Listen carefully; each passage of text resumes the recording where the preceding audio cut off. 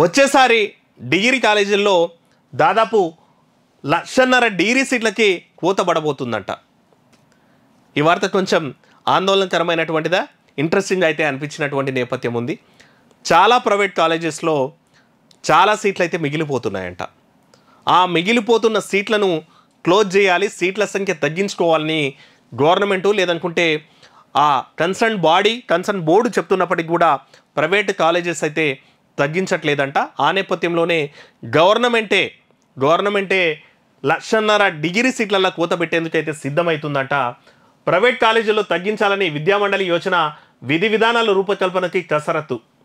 రాష్ట్రంలోని డిగ్రీ కాలేజీల్లో భర్తీ అవుతున్న సీట్లు కేవలం 40%, 45% లోపటే, అంటే 50% బిలోనే డిగ్రీ సీట్లు అయితే ఫిల్ అవుతున్నాయంట. ఇంటర్లో ఈ ఏడాది సప్లిమెంటరీతో ఉత్తీర్ణులైన జనరల్ వొకేషనల్ విద్యార్థుల సంఖ్య 3,90,000 మంది. కానీ డిగ్రీ కాలేజీలో ఉన్న సీట్లు వచ్చేసి 4,62,000 సీట్లు ఉన్నాయంట. అంటే ఇంటర్ పాస్ అయిన వారంతా చేరిన ఇంకా 70,000 పైగా సీట్లు ఖాళీ ఉంటాయి.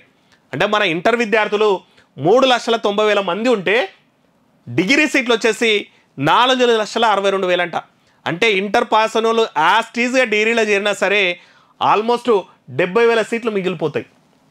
అంటే మళ్ళీ దీంట్లో ఇంజనీరింగ్ పోయేటోళ్ళు ఇంజనీరింగ్ పోతారు, మళ్ళీ డిగ్రీ మళ్ళీ ఇంకోటి మెడిసిన్ పోయేటోళ్ళు లేకపోతే డ్రాప్ అయ్యేటోళ్ళు ఇంతమంది ఉంటారు. మరి అట్లాంటి పరిస్థితుల్లో కేవలం 45% ఫీల్ అయిపోతున్నాయంట. ఈ నేపథ్యంలోనే వచ్చేసారి దాదాపు 1,50,000 సీట్లను కూడా కోత పెట్టేందుకు ప్రభుత్వం అయితే డిసైడ్ అయిందంట. దీనికి సంబంధించినటువంటి విధి విధానాలు రూపొందించేందుకు విద్యామండలి అయితే యోచిస్తుందంట. అన్ని సీట్లు వచ్చినాయంటే రాష్ట్ర విభజన ముందు కొత్తగా డిగ్రీ కళాశాల ఏర్పాటుకు సీట్లు పెంచుకునేందుకు అప్పటి ఉమ్మడి ప్రభుత్వం అనుమతించింది. ఫలితంగా డిగ్రీలో మొత్తం 4,25,000 సీట్లు అయితే వచ్చినాయంట.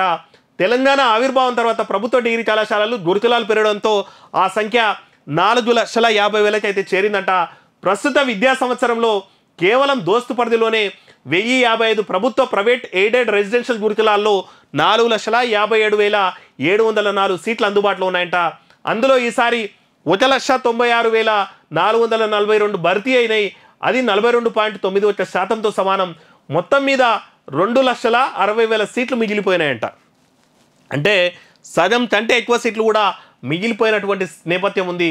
దోస్తు పరిధిలో లేని కళాశాలలు 40 పైగా ఉండగా వాటిలో మరో 15,000 సీట్లు ఉన్నాయంట. వీటిలో అధిక శాతం నిండుతున్నాయంట.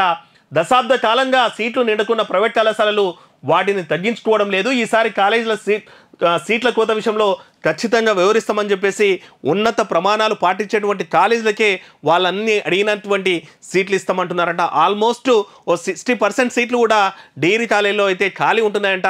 మరి ఎందుకు పెట్టుకుంటున్నటువంటిది అయితే క్లారిటీ ఇవ్వలేదు. కానీ వచ్చేసారి అయితే గవర్నమెంటే లేదంటే విద్యామండలే ఇక ప్రెషర్గా పెట్టైనా సరే లేదనుకుంటే వాళ్ళే ఫోర్సబుల్గా అయితే క్లోజ్ చేస్తారంట.